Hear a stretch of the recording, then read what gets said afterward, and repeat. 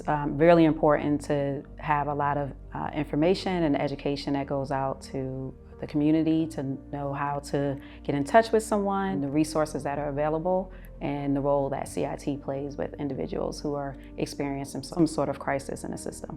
The crisis intervention specialists, they have an array of backgrounds and they have experiences that deal with a vast majority of people in the system.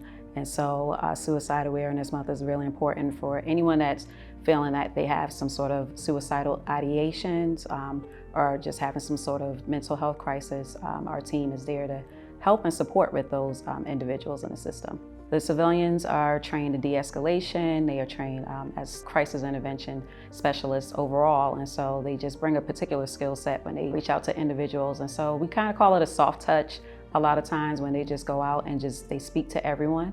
They just acknowledge individuals just in general in the system.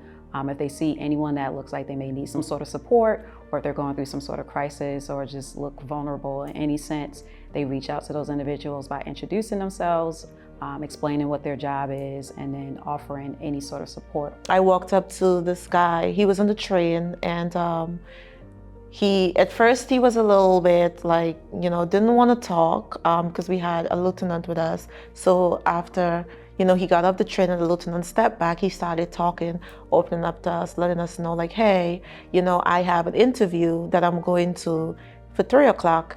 And he was like letting me know that he didn't have clothes and stuff like that for the interview.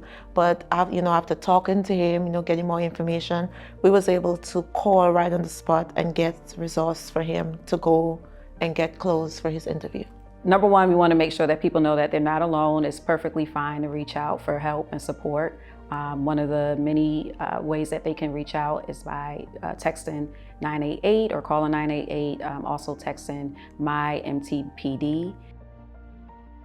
Great thing about any of those numbers is not only for people who are experiencing suicide ideations. You can call at any time for any sort of support around crisis.